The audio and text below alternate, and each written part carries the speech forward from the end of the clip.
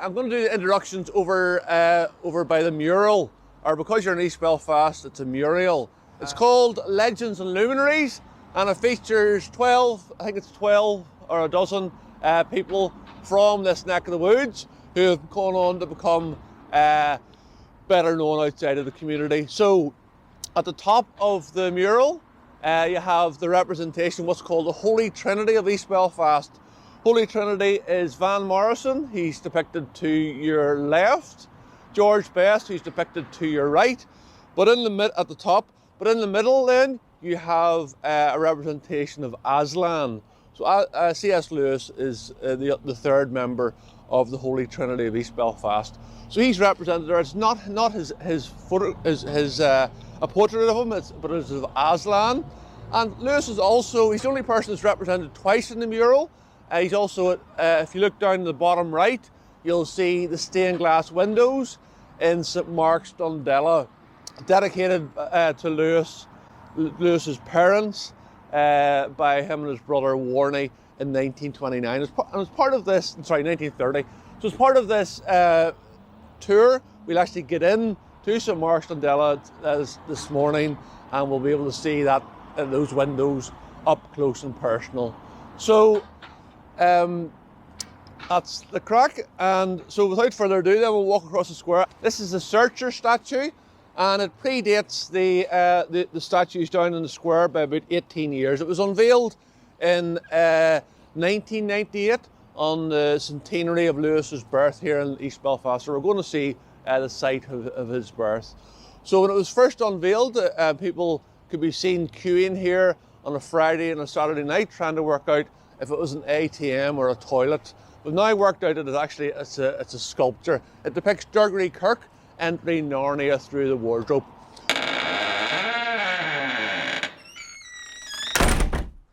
So sadly it's closed at the moment, otherwise Danny would have been buying us all donuts.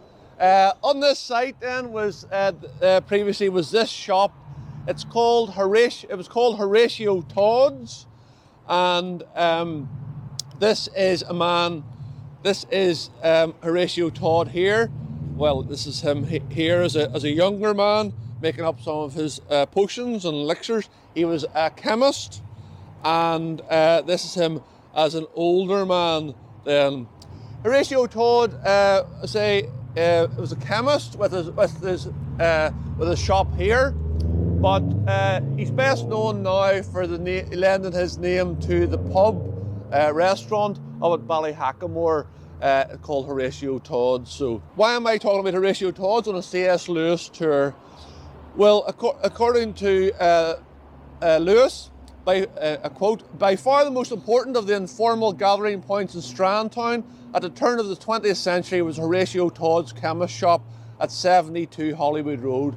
It was a chemist shop. It was a Boots until within the last couple of years, but it's now not. Horatio Todd was the first president of the Pharmaceutical Society of Northern Ireland, and he was president of the East Belfast Ulster Unionist Association." Again, another quote, "His political activity brought him into regular contact with Albert Lewis," in other words, C.S. Lewis's dad, who for many years had lived in the nearby family home of Tiasa, and Tiasa will be the last stop on the tour. As well as the Lewis family, those with literary connections who would have called into Todd's include Arthur Greaves, I'll mention him shortly again, Forrest Reid, St John Irvine, and bizarrely the refugee niece of the Russian foreign minister Estan Litvinov. So it was quite an eclectic mix of customers went into here. Apparently he had a canary as well, and he lived on the Sandown Road. I know the person who lives in his house now, and he had all this, he was a bird collector, he collected birds, and Horatio Todd did. So when this guy Bill bought the house then, he wondered what all this strange stuff out the back was, but it was because Horatio Todd kept birds. So that was originally where Horatio Todd's pharmacy would have been, where the Lewis family would have been in there quite regularly. So the next stop is, I'll talk about over here is Nevis Avenue. and that's where a man called David Blakely lived. And David Blakely, his dad worked in the shipyard, and this is David Blakely here. If you've heard of him, it could be, I mentioned him earlier, he wrote a book about CSLewis, which is a fantastic little book, but he went on a scholarship to Oxford. The story goes that he was in a queue in a coffee shop, and the guy behind him said to him, "What part of Belfast is that accent from?" And David Blakely turned around and said to CSLewis. It turns out it's from Strandtown, and the two of them, of course, were very. So it was pupil and teacher, but they were very close. And then when David Blake, on the centenary of Lewis's birth here in East Belfast, let's say when the Searcher statue was unveiled, Blakely decided that he would contact prominent local people and say to them, get their thoughts on C.S. Lewis and the fact that he's from Belfast. So he wrote to people, I'll not mention names, but it was James Galway. James Galway said, "But sure, C.S. Lewis isn't from Belfast." So the perception is that Lewis was English because he lived for so long in England, but he lived for the first 10 years of his life in East Belfast. Very happy years until 1908 was his annus horribilis as such. It was the year that his mother died, an uncle died, his paternal granda, his granda Lewis died, and then he was sent off to England. He did come back briefly to Campbell College in 1914. I'll mention that shortly. I'll try not 1914. He came back to Campbell College subsequently. Went there for a very short time. So it's thanks to the work of David Blakely largely that C.S. Lewis's connections to East Belfast aren't forgotten, and then also the work of the East Side Partnership in developing the square, because largely Lewis, as I say, had been forgotten. Even the houses behind the C.S. Lewis Square, built on the old Gallagher's warehouse site, they're all named after Lewis as well. So we'll head up to the next stop. Oh, sorry, a quote from David Blakely was, Albert Lewis, in other words Lewis's dad, had Little Lee, in other words the family house, purpose built for himself and his family, but never seemed satisfied with the structural outcome. He railed continuously against what he considered poor standards of roofing and other building defects, but local craftsmen, including my bricklayer father, so that's how they knew each other initially, never took his complaints all that seriously, and he never sought alternative accommodation. So he was unhappy but happy at the same time.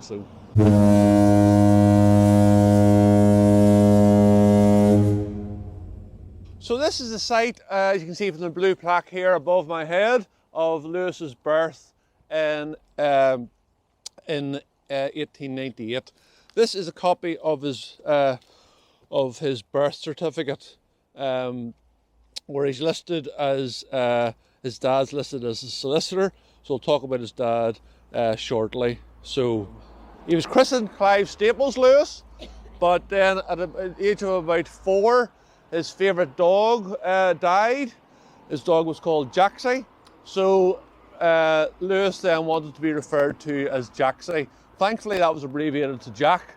So that's why you'll see letters and from Lewis, and he refers to himself, and the family refer to him as Jack. And that is also why, for example, the cafe down at C.S. Lewis Square there in the East Side Visitors Centre is called Jack. So it's a further nod to Lewis.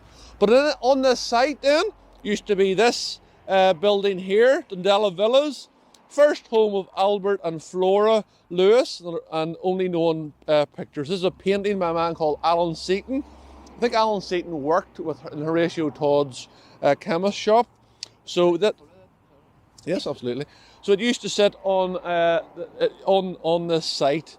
It was 2 big detached villas. That's another kind of same image, but it's a bit darker. So on this site is the actual birthplace of C.S. Lewis. I say commemorated by this blue plaque. The blue plaque is not from the Ulster History Circle, it's from the C.S. Lewis Centenary Group. In other words, the group that David Blakely, who I mentioned earlier, coordinated to try to increase awareness of Lewis's connections to Belfast, and particularly East Belfast. So Lewis, Jack summed up his upbringing as this: everything a child would need: good parents, good food, and a garden to play in. So the garden is round the corner, and in the garden is where Lewis first experienced the emotion of joy.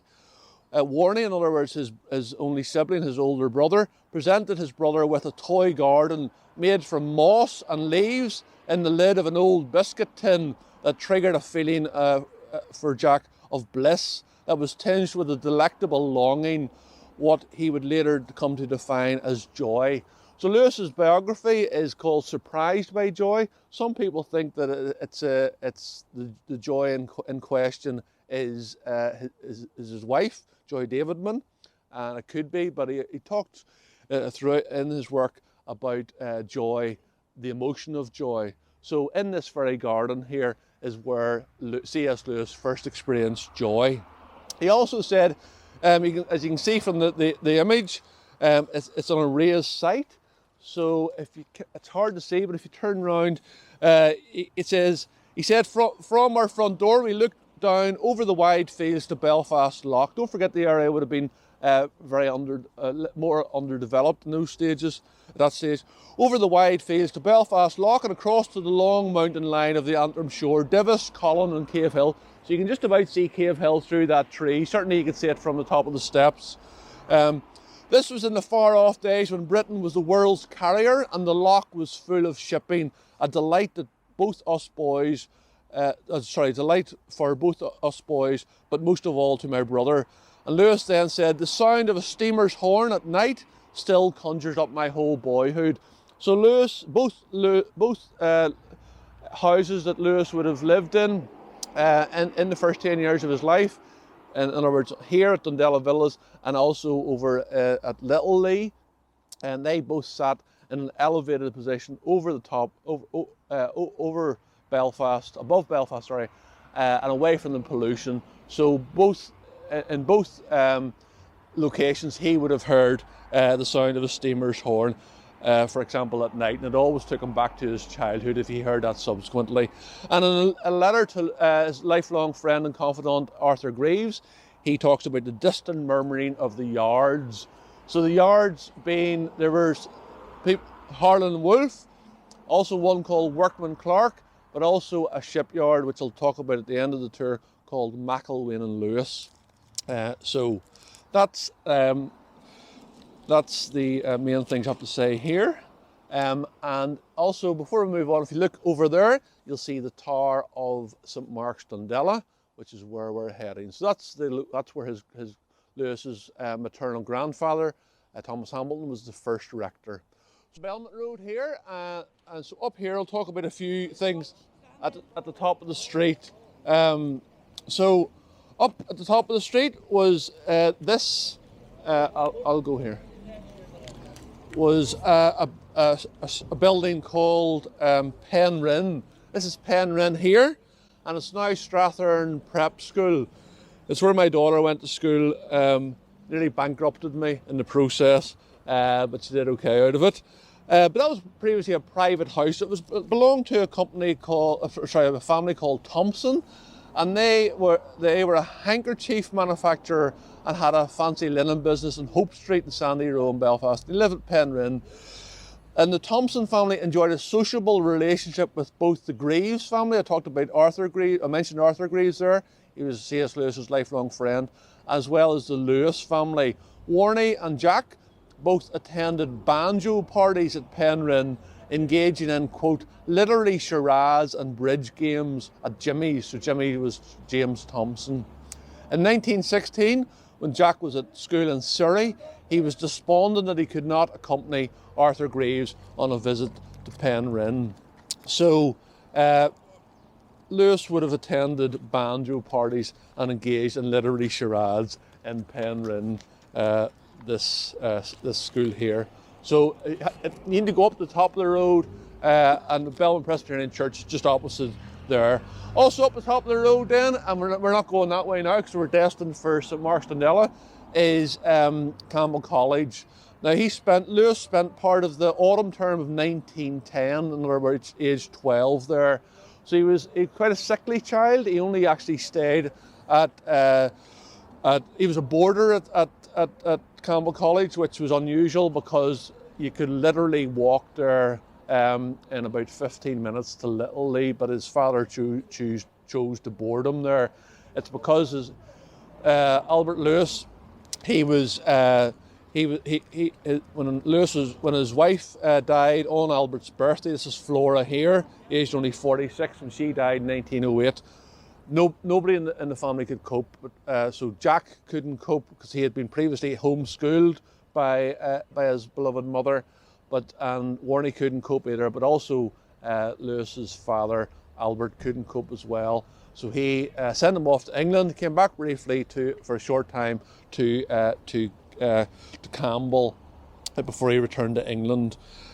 She had cancer. So she was actually operated on the kitchen table, operated on the kitchen table in Little Lee, but it was unsuccessful.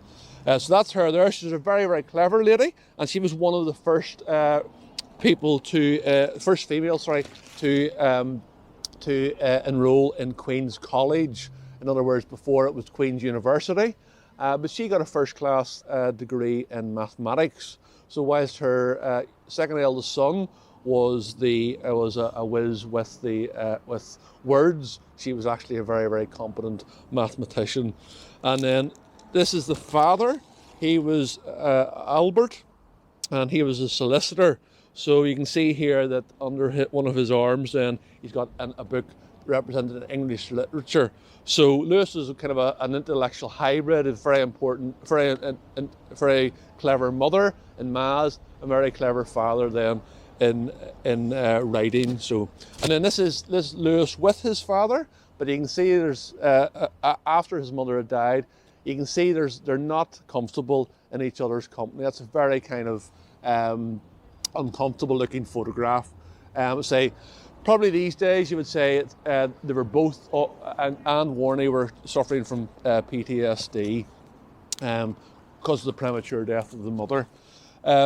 So Lewis himself, he described back to Campbell College. Then Campbell College then has a lamppost in it, and some say that was the inspiration for the lamppost which led the children into Narnia through the wardrobe. Others contest it, and they say that the original lamppost is actually in Oxford, but I'll say it's here. And he's also mentioned, Lewis has mentioned, despite only going to Campbell for half a term, he's mentioned on the War Memorial in Campbell College, which is done by a local sculptoress called Rosamund Prager. But Little Lee, the house, well, it's too far to go, but you can't, when you go up to it anyway, you can't get in. It's a private house. If you're interested, Justin and I did a video from outside it, which is available on YouTube, and the channel is called Peter McKay's Memorable Memorial. So you can click and subscribe, like and subscribe. It's free, but you can also watch the video. But the house itself, Little Lee, was CSLewis's childhood home when he moved there in 1905. And he just said that the new house is almost a major character he said the new house was almost a major character in my story. He described himself as a product of long corridors, empty sunlit rooms, indoor silences, attics explored in solitude with distant noises of gurgling cisterns and pipes and the noise of the wind under the tiles. And in the roof space then, in the attic, of Little Lee was the wardrobe. I'll talk about the wardrobe later. In Lewis's book, Surprised by Joy, he talked about his mother's premature death at the age of 46 in 1908. He said, "We lost her gradually as she was gradually withdrawn from our life into the hands of nurses and delirium and morphia, and our whole existence changed into something alien and menacing as the house became full of strange smells and midnight noises and sinister whispered conversations." So, also up here then was a house, if anybody knows the area, it was on this side of what's now the vet's practice. On this, the house is away, but that's where a lady called Janie McNeil lived. And the house was called Lisnadine, and Earlswood Veterinary Practice is what it's called, yeah. Janie McNeil was a long-term friend and confidant of both Lewis's brothers, and she had a complex relationship with both brothers. She made a brief appearance as Janie M in chapter 10 of Surprised by Joy. She possibly also provided the template for Alberta Scrub, the non-conformist, teetotal, non-smoking woman who wore a special kind of underwear in the Narnian tale, The Voyage of the Dawn Treader. Lewis's book, That Hideous Strength, was dedicated to Janie O'Neill, but she did not like the book and was not pleased with the dedication. So Jack, again in a letter to Greaves, said, "I never pass a day without remembering you and the Glenmackians and the McNeils." So the Janie McNeil's father was the first principal or headmaster of Campbell College. So we'll go down this street now. There's a little shortcut. This is a man called Samuel Beckett, and from Dublin. So what's he doing? I'll talk and walk. This is a one-way street, so this will be all right. What's it doing here? Well, Beckett, he taught unhappily in Campbell College for a while, and when he was resigning, he told the headmaster, I'm quitting," and the headmaster apparently was surprised, and he said to him, he thought about it, and he said to Beckett, "But Mr. Beckett, you do realise here at Campbell College you're teaching the cream of Ulster society?" And apparently Beckett thought about it for a minute or two and said, "They're cream all right because they're rich and they're thick." So we're heading to St Mark's now, but the big white house in front of me, that is the current St Mark's Rectory. That's where the current minister, the Reverend Helene Steed, who is, she's Scandinavian anyway. This house was originally built for a man called Charles Hurst, as in the car people. So Charles and his wife lived in this house, and a number of children, but they had a bachelor son called Toby. Toby then, after the parents died, then Toby decided that it was too big a house for him to be rattling about on his own in. So he then gifted the house to the church as the new rectory. We're about to see the original rectory here, which is a strong connections to Lewis. And he built himself a little house when I say little, I'm being sarcastic. He built himself a slightly smaller house in the garden next door. So that's number 4, and that's number 12 for some reason. I don't know what happened to 6 to 10, but so that's how St Mark's came to have that as their rectory. But we'll go around now to the original rectory round here. So this is the original St Mark's Rectory. As you can see, it is almost literally falling down. So there are plans to redevelop it, but you can see that they've had to cordon it off because of falling roof tiles. But hopefully it's as you stand back, falling roof tiles. But you might be able to see then, this is where this man here, Thomas Hamilton, lived. That's C.S.Lewis's mum's father, and he was the first rector of this St Mark's Church, known locally as the Lion on the Hill. It actually sits on this called Bunkers Hill, so it's one of the highest buildings above sea level in Belfast. This is a great photograph of Thomas Hamilton in the library in this very house, smoking a whopping great cigar. So it looks like. So Lewis would have spent a lot of time in the rectory here as a child, especially with his mother being ill. And so when he would have been approaching the door, he would be met face on by this door knocker. So the door knocker is in the shape of a lion. So that's where he got the inspiration for the lion from. So a number of years ago, there was people going around stealing brass and lead off church buildings, and so the folks at St Mark's here thought, well, we'll remove this knocker, the original knocker, because people will be stealing it for the scrap value not realizing that it's actually a priceless piece of heritage. So the original knocker is now in the safe of the church. So, and that's a replica there. So we'll go into the church now. Hopefully it's still open. My name is Eileen, and you're very welcome here. Peter was telling me that you're coming to see the CSLewis window. So this is a Lewis Memorial window, and this was a window that was dedicated by Jack and Warren, the two brothers, in memory of their parents, Albert and Flora Lewis. So you will see three saints depicted: St. Luke, St. James and St. Mark.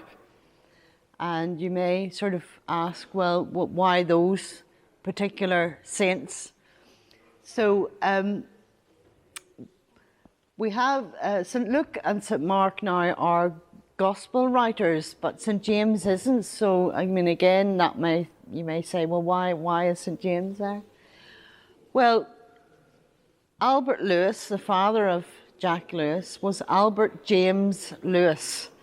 So I think that is probably part of the reason why we have St. James here.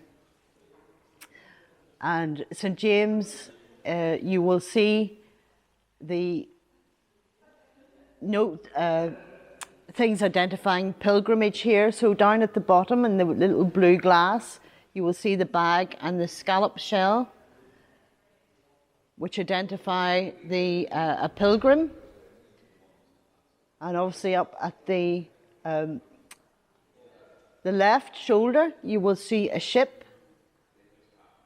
And down at the right foot, you will see a fish, because James had been a fisherman. James is also holding a chalice, and we think that that is to do with the communion silver that had been given to the church by the Lewis family. So it's not, no, it's locked away.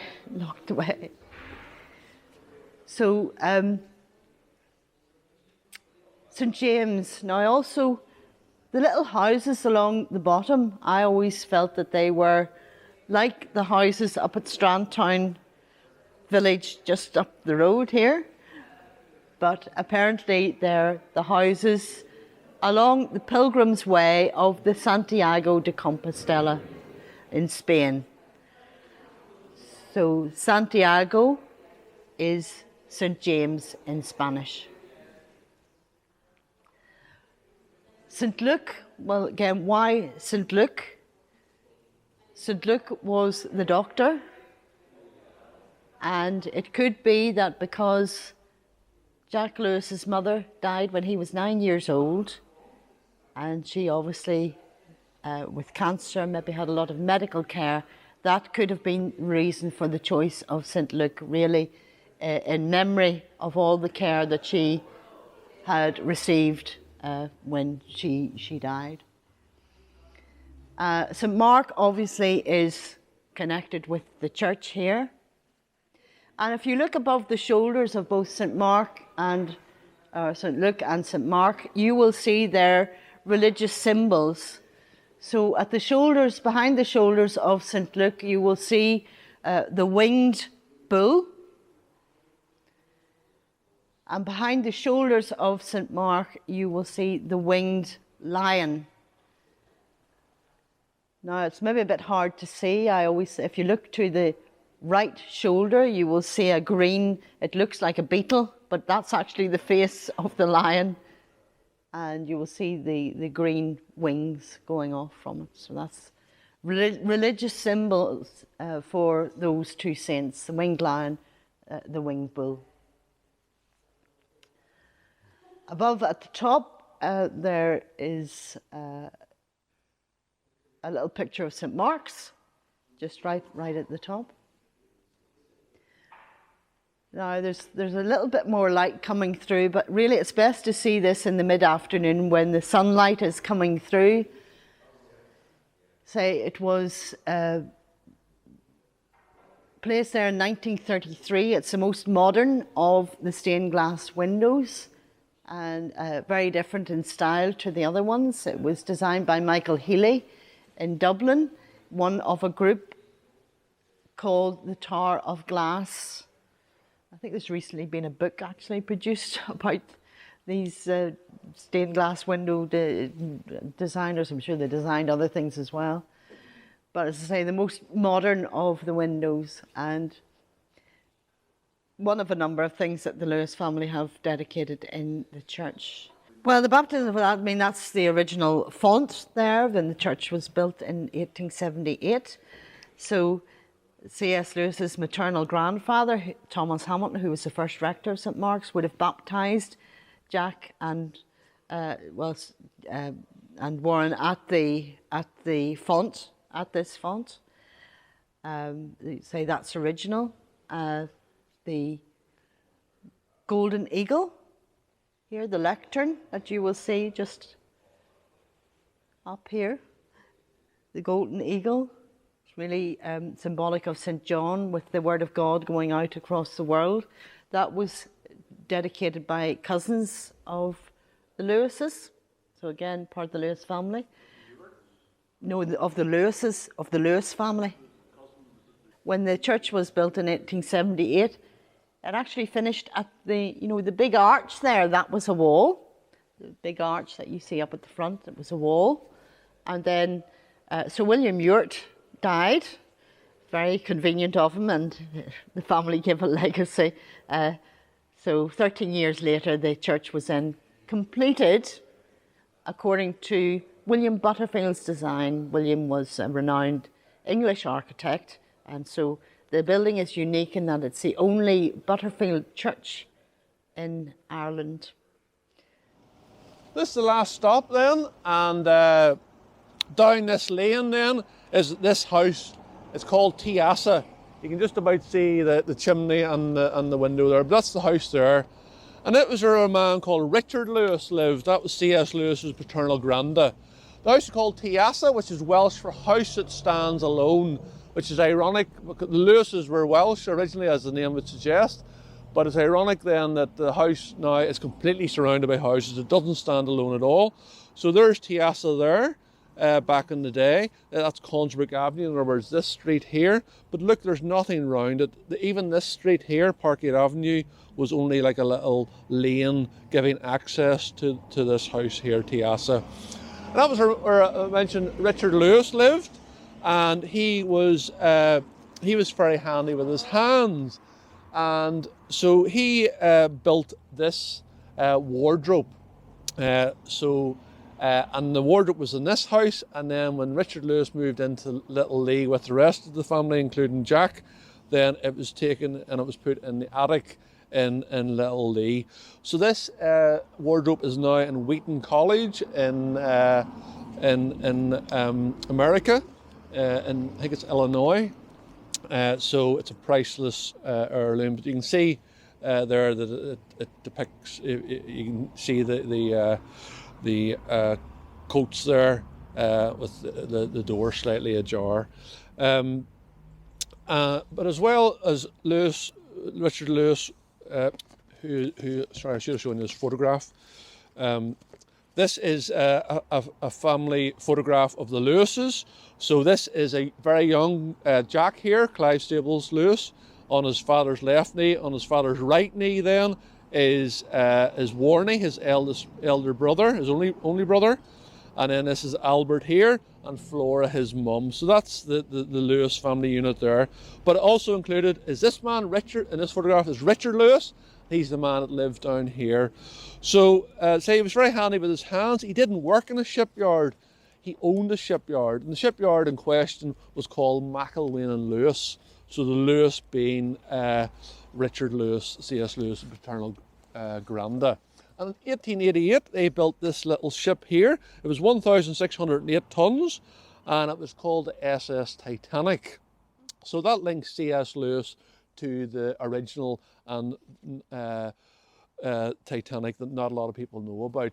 It was made in 1888, as I say, and it was only taken out of service in the mid-1930s. So it far predates the original Titanic, and it far outlived it as well. So was it named after that then? The original? Or the Titanic? Or... The Titanic, the name was taken as such, but when the White Star Line and Harland Wolff wanted to do the Olympic class liners, of one of which was Titanic, then this had to, they kind of bought the naming rights as such, so this had to change its name. It was known as the Don Alberto, so you can see that's why it says Don Alberto there, and then laterally the San Alberto. So, but it was originally, it was called the Titanic. So that links Lewis, as I say, with the original Titanic that not a lot of people know about. So thanks very much for your forbearance.